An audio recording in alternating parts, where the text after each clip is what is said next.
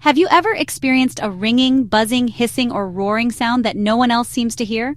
Like a phantom orchestra playing only for you? This mysterious phenomenon is known as tinnitus, and it affects millions worldwide. While often perceived as a ringing in the ears, tinnitus can manifest in a variety of ways.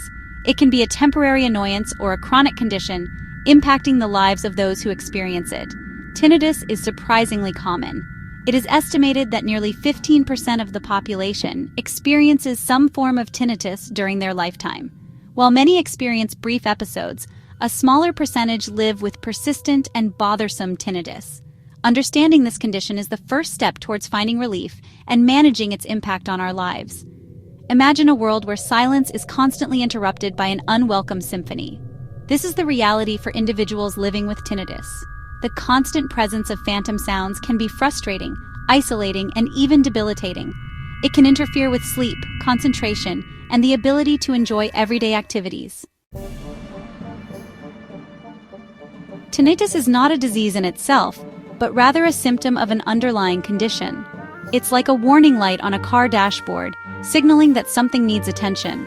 The phantom noises we hear are not generated by external sources, but rather by the intricate workings of our auditory system.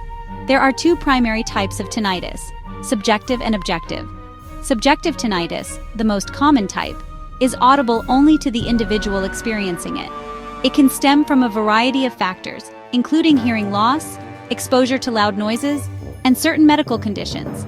Objective tinnitus, on the other hand, is rare and can be heard by others. This type is often caused by muscle spasms or blood vessel abnormalities near the ear. While tinnitus is often associated with hearing loss, it is not a prerequisite. In fact, tinnitus can affect individuals with perfectly normal hearing. The phantom sounds are thought to arise from changes in the way the brain processes sound signals. When the brain receives incomplete or distorted information from the auditory system, it may attempt to fill in the gaps, resulting in the perception of sound where none exists. The causes of tinnitus are as varied as the individuals who experience it. Exposure to loud noise, such as concerts, machinery, or even a single traumatic event, is a leading cause of tinnitus. Age-related hearing loss, a natural part of aging, can also trigger tinnitus. Other factors include ear infections, head and neck injuries, and certain medications. In some cases, tinnitus may be a symptom of a more serious underlying medical condition. These can include cardiovascular disease, thyroid disorders, and autoimmune diseases. Identifying and addressing these underlying causes is crucial for effective tinnitus management. It's important to note that tinnitus is not contagious. You cannot catch it from someone else. However, understanding the potential causes can help individuals take steps to protect their hearing and reduce their risk of developing this condition. Section 4. Living with the unseen orchestra. Living with tinnitus can be challenging, but it's important to remember that you are not alone.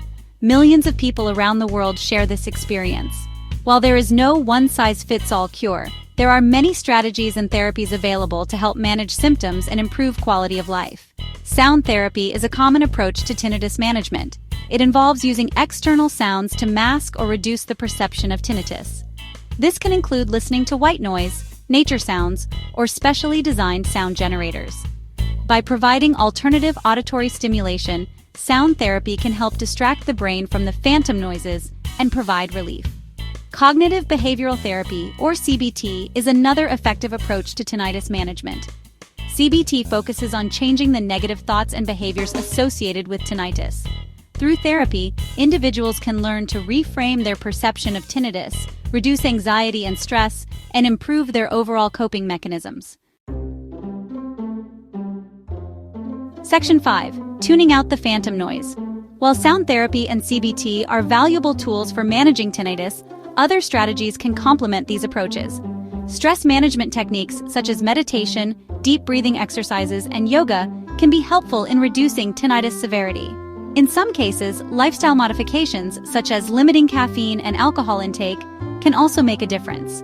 It's important to note that what works for one person may not work for another. Finding the right combination of strategies and therapies often requires trial and error, working closely with healthcare professionals. If you are experiencing tinnitus, it's essential to consult with an audiologist or other healthcare professional. They can help determine the potential causes of your tinnitus, rule out any underlying medical conditions, and recommend appropriate treatment options. Section 6. Seeking harmony, your path to silence. Tinnitus can be a frustrating and isolating condition, but it doesn't have to control your life. By understanding the nature of tinnitus, seeking professional guidance, and exploring available therapies and strategies, you can find ways to manage your symptoms and live a full and meaningful life. Remember, you are not alone on this journey. With the right support and resources, you can find harmony amidst the noise. If this exploration of tinnitus has resonated with you, consider subscribing to our channel for more insights into the fascinating world of sound, hearing, and the brain. Click the bell button to receive notifications about our latest uploads.